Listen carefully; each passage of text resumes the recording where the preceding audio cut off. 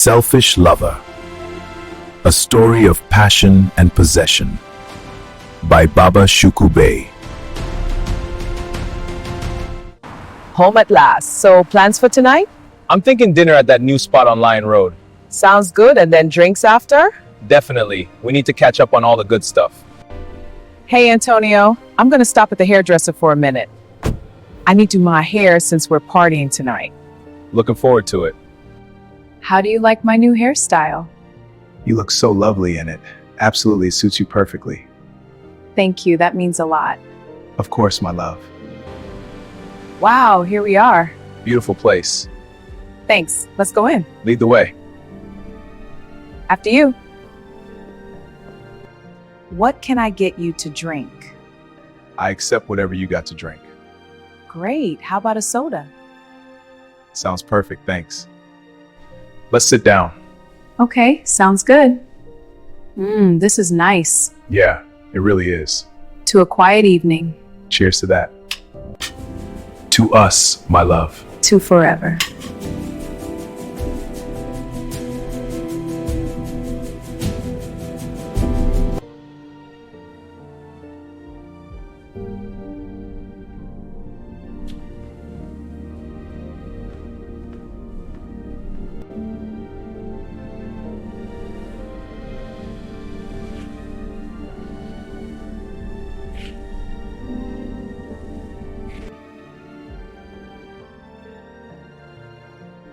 Whoa, it's 12:30 already. Wally, Yeah, can we go another round? absolutely.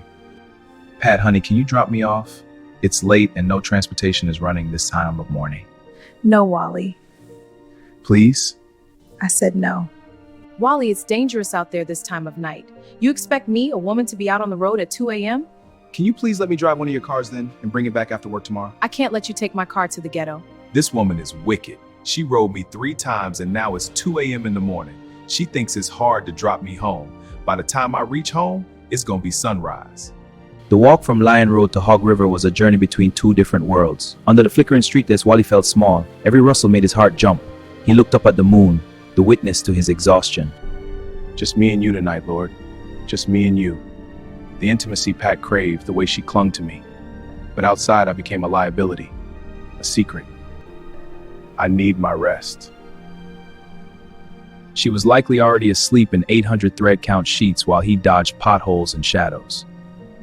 By the time the sign for Hog River appeared, Wally was limping. His calves were screaming. When he finally reached his small room, he peeled his socks away from skin that was red and pulsing. Wicked. She's heartless. All that money, all those cars, and she watches me walk into the mouth of the night like I'm nothing. Never again. I don't care how she feels in that room. I'm done being her midnight errand boy. I had a speech ready about the dogs that barked at me, the fear of the dark alleys, and the way my dignity felt bruised, as bruised as my heels. Are you okay, baby? Yeah, I'm fine. I felt so sorry for you last night. It's just so dangerous out there, you know? I know. I'll make it up to you next time, I promise. Wally? Are you there? Wally opened his mouth to unleash the anger. He wanted to call her out on the sorrow she felt from the safety of her pillow. He wanted to tell her he was finished. So? Will you be stopping by tonight? I've missed you already. The silence stretched. Wally looked down at his feet, still puffy, still aching. He thought about the long walk. Then he thought about the way she looked at him, the lifestyle she represented, and the strange magnetic pull of her world. Yes, I'll be there. Good. What time? About 9 o'clock. It sounds like Wally is caught in a classic golden cage dynamic. He's being treated as a convenience rather than a partner, and that 2 a.m. walk is a loud wake-up call he isn't quite ready to answer yet. About 9 o'clock. That is the heart of the wickedness Wally felt on that long, dark road. When you look at the facts, 4 houses, multiple cars, and a love that lasts for over a year, the reasons she didn't let him stay or drive aren't about money. They are about power, control, and shame. Pat likely lives in a world of high society expectations. To her, Wally is a local youth from a low-income area. In her mind, she has categorized him as a hidden pleasure, not a partner. Why no sleepover?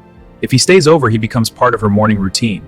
The domestic staff would see him. A man staying the night is a relationship. A man leaving at 2 a.m. is just a visitor. The car. Letting him drive her car home would signal to her wealthy neighbors and his community that they are equals. She wants to keep her two worlds completely separate. I love having Wally here. Even though she loves how he feels in the room, Pat's actions show she doesn't truly trust Wally's background. But I can't let him drive my car. She is subtly saying she fears he might steal it, damage it, or that his low-income friends might target the vehicle.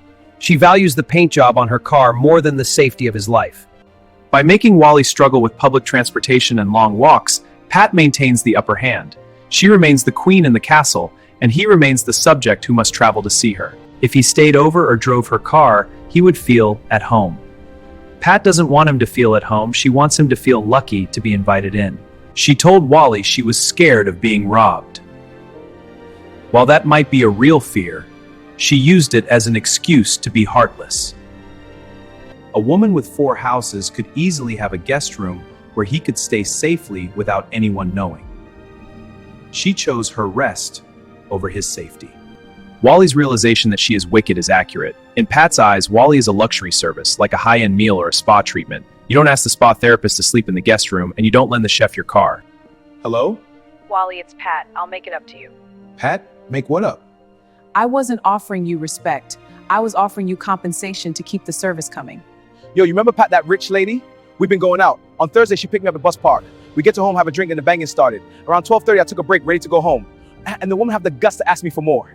Friday morning, 12:30 a.m., I told her I was ready to go home. She begged me for one more. I gave her my last for the day. I was so weak, I collapsed. Collapse? What happened? I asked her to drop me at my home. She said no, it's too late for her to be on the street. No way, she really said that? Yes, man, can you believe it? Unbelievable. I even asked her to let me drive one of the cars and she refused also. And she knew that I have a clean driving license. I had to walk from Lion Road to Hog River. Serious? That's rough, man. That is over 4 miles on foot after so much dingings, 2 a.m. When I got home, my feet swollen. My entire body was doing its own thing. She got the cheeks to call me and say she need more. You remember Miss Mary from Lion Road? Yes, was she no dead long ago? Yes, no Carlton wife, yes. Well, the last daughter Pat get everything. The girl born in wealth, me hear say she's selfish bad. Eh? A true? Tell me more, no? Me hear say one young man named Wally, she a fool round. Lord of mercy, the young people them no have no brought up, see. Well, me hear say she pick him up at the bus park and take him home about 8 a.m. And what had the rest? And at 2 a.m. him come out of her house and walk from Lion Road to Hog River in the morning. My question is why she never drop him home back or even at the bus park, which is much nearer. Exactly, don't make no sense at all. She have some explaining to do. Or even let him stay at her place until daylight. What if something bad did happen to him? Exactly, you just never know. True. A David tell me say she wickedy, she know no one to drive her car or nothing like that. Me hear say the same thing makes she and the policeman part ways. Yeah. She have some bad ways about her. But this is the sweeter part of the joke. Me hear say, Wally go back to her house the next day. Wally go back? And him left early this time. 8 p.m., Georgia taximan drop him off. The young man named Wally, him is such a gal clown. True word. Me hear say Pat Teckington a big piece of fool. Yes, man. Wally no learn from a mistake them. There is no way me I got it with a woman rich as Pat and can't even get nothing from her. You mad? Cars park in the drive one. True, man. And have to walk over 4 miles. At 2 o'clock in the morning to Hog River. Lord have mercy, what a thing. Me here say she love the banging, you know. She have him up all night until 2. No, sir. A true? The whole night? True, me tell you. She a gone bad. Cha! Them young people no easy. When him ask her to drop him off, she says she tired and need some rest. True, she always have excuse. Gossip sweet, eh? But me have to go now. Wally become the talk of the community. 2 weeks passed. Wally didn't block Pat's number, but he didn't answer her calls either. Instead of spending his nights as a ghost in a gated community, he started spending them in the light of Hog River.